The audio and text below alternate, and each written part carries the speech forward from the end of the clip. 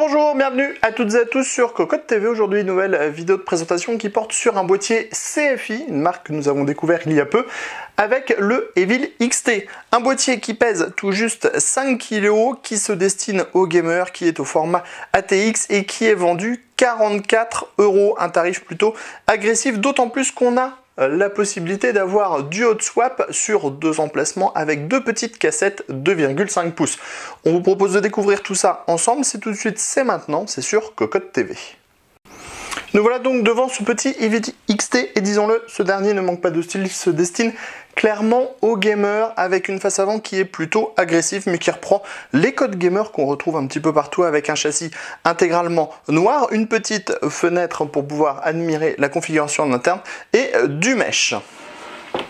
On commence avec la face avant justement qui propose ici 2 emplacements hot swap via des petites cassettes que l'on remplit avec son disque dur ou son SSD et on les charge directement comme ceci. On en a donc 2. Ici le reset, le power, les 3 baies 5,25 pouces, un port USB 2.0, un port USB 3.0, les entrées-sorties audio, un logo CFI et en dessous du mesh noir et un ventilateur de 120 mm avec des diodes.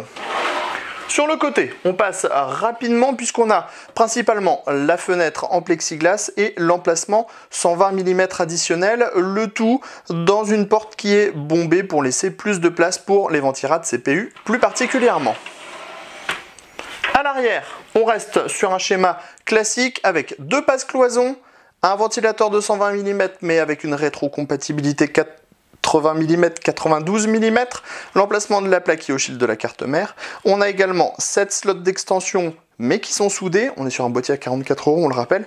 Et enfin on a l'emplacement de l'alimentation dans le bas. Le côté droit propose aussi un bombage, ce qui permettra d'accumuler les câbles derrière le plateau de la carte mère. Sur le dessus du boîtier, on retrouve 2 emplacements en 120 mm avec là aussi une rétrocompatibilité avec des modèles de plus petite taille. On va passer en dessous. En dessous, on trouve des pieds en plastique dur et une entrée d'air pour l'alimentation avec un petit filtre qui est amovible.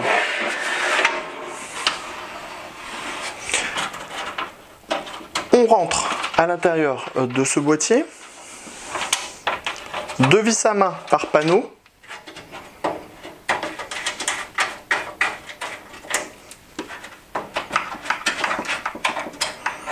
Des vis qui se retirent facilement.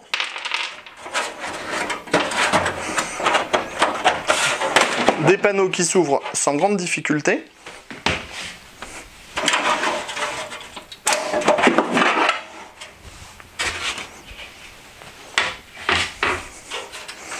Une fois à l'intérieur, on découvre un châssis qui propose, on va dire, le minimum.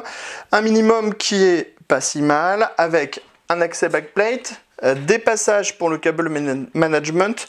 Attention, pas de cache en caoutchouc.